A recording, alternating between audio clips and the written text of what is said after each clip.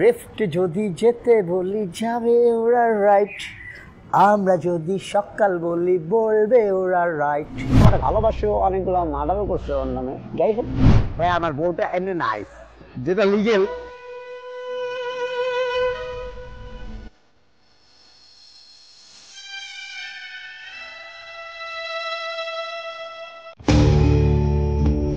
বিয়ের আগে মামাদের একটা থিওরি ছিল যে মানে এমন একটা মেয়ে বিয়ে করাবে যে তার মধ্যে যে আমার ভাগ্নিটা কন্ট্রোল করতে পারবো। আমার ভাগ্নি একটা বেরোয়ার জীবনে চলে গেছে বা বেরোয়ার তার লাইফ হিস্টোরি, সে মানুষের জন্য আতঙ্ক, সে মানুষের জন্য যখন এমন একটা মেয়ে বিয়ে করাইতে হবে। মামারা থিওরি করলো, বাবা মা থিওরি করলো যে গরিব ঘরের নিহিত একটা গরিব ঘরের মেয়ে যে সংসার করার মতো মন মানসিকতা, আমার ছেলের একটু এই টর্চারিং, মানে আমার ছেলেরে লাইনে আনবো, বুঝের মাধ্যমে নামাজ পড়বে ছেলে।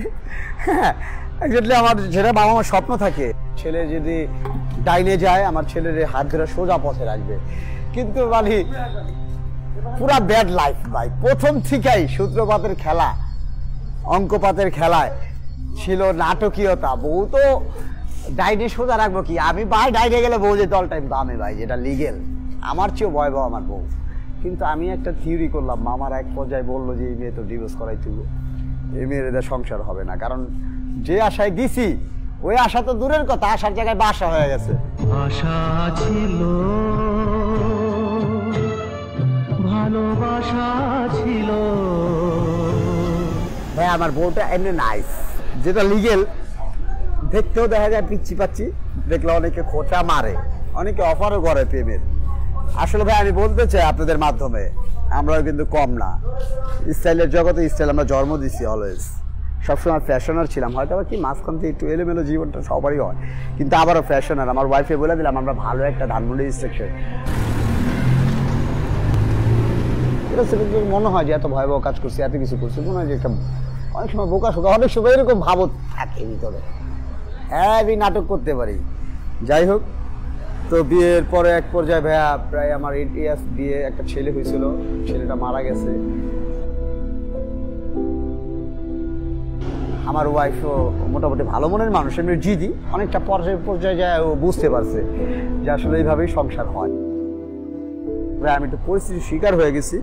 তো আমি মানে আমার ড্রাগসগুলো শেষ করতে পারি নাই, মানে আমরা আপসেট 4 ভাগে 3 ভাগ শেষ হচ্ছে, 1 ভাগ ছিল বাসায় নিয়ে খাচ্ছি, শেষ করতে পারি। ওই মুহূর্তে আমার ওয়াইফ রুমে আসে, রুমে আসার পরে ও আমার সাথে অনেক উদযাপন করে। ওই সময় আমি মানে ঠিক আছে ভাইয়া কথা, হ্যাঁ। তো আমি এক পর্যায়ে মানে ড্রাগসটা শেষ করতে পারি না, যার ফলে বাসার থেকে আমাকে আমার বউ টর্চারিং করার পরে এক পর্যায়ে আমি বাসার থেকে বের হয়ে যাই। কিন্তু আমার বের হওয়ার সময় একটা হাস্যকরভাবে একটা কথা বলে, যে অনেক সময় বলছে আমি মুভ করি যে তোমাকে কিন্তু এবার ডিভোর্স দিব, তুমি এই রাতে যদি বের হওয়া বাসার থেকে, কালকে কিন্তু তুমি ডিভোর্স পাবা। হ্যাঁ, তুমি কালকে ডিভোর্স পাবা। তো আমি তো জিনিসটা আসলে আমি মাথায় রাখছি। এক পর্যায়ে আবার ভাই ড্রাগসিং অবস্থায় মাথার মধ্যে অনেক সময় অনেক ভূত কাজ করে, অনেক কিছু মাথায় ঢুকে, আবার অনেক সময় ঢুকে না। কারণ এটা মানে বুঝেনি তো ড্রাগস ইউজ করলে। যাই হোক, এখন বিষয় হলো ওই পর্যায়ে মানে আমি জিনিসটা নিচ্ছি ঠিকই, কিন্তু ওই রাতে, গভীর রাতে আমার থেকে মানে 3 ভাগের মধ্যে একটু ড্রাগস রাস্তায় পড়ে, যার ফলে আমি ড্রাগসটা খুঁজে পাচ্ছিলাম না।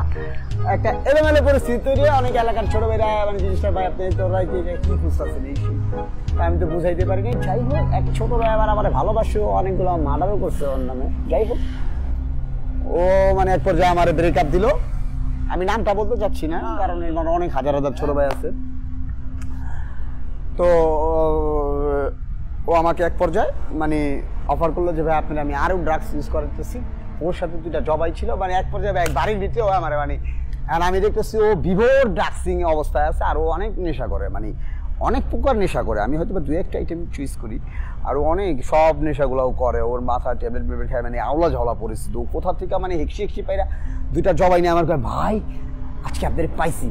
আমি তো ভাই কই কি আমার পাইছিস মানে আমার সামনে, আমি তো জানি যে আমি চোখদা যার দিকে তাকামো আর যতই থাকো জানে ওই যে 2 জবাই ওর গোদা বইরা দিব, 30 সেকেন্ড লাগবো না, খালি মাথার 2টা পায়ে এমনি ঘুরামো, আর ওই জবাই ওর গায়ের ভিতরে ধরে ঢুকাই দিব আমি, এরকম নেন। আমি তো জানি ওই যতই জবাই মন করে, আমি এটা চিন্তার বাইরেই। কিন্তু তুই ছুরি না তো মানে ওর কিন্তু আমার পার মার দেওয়ার ইচ্ছা নাই, ওর ইচ্ছা আপনি থাকবেন, একটু সময় দিবেন আমার, এটাই আমার জীবনের সেরা ভালো লাগা। কারণ আমি রাত্রে ওর মানে একটু ভাইয়া অন্যরকম, মা বাবা কেউ নাই পৃথিবীতে, যাই হোক একটু কষ্ট লাগা, যাই হোক।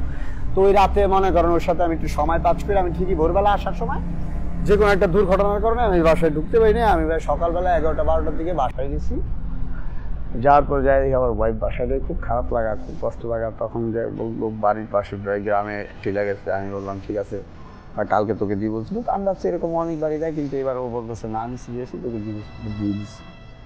একটা গান আছে না, লেফট যদি যেতে বলি যাবে ওরা রাইট, আমরা যদি সকাল বলি বলবে ওরা রাইট, করলে শপিং সারাটা দিন আর কিছু না চাই, লাইফে এদের চাপটা কিসের জানতে আমি চাই, মেয়েদের মন বোঝা নয় রে নয় সোজা, মেয়েদের মন বোঝা নয় রে নয় সোজা, তারিফ করো তার সারাদিন, কি সুখ পেলে যায় দার্জিলিং, একটুতে শুরু কান্না কাটি, আর ভয় পেতে তারা ফাটাফাটি, দোষ নিজেরই মানতে পারে না, মেয়েদের মন বোঝা নয় রে নয় সোজা, ছেলেদের মন বোঝা হ্যাঁ রে খুব সোজা, ছেলেদের মন বোঝা হায় রে খুব সোজা। ভাই একবারে বলি, আমার বউ আমার মন মানসিকতা হারে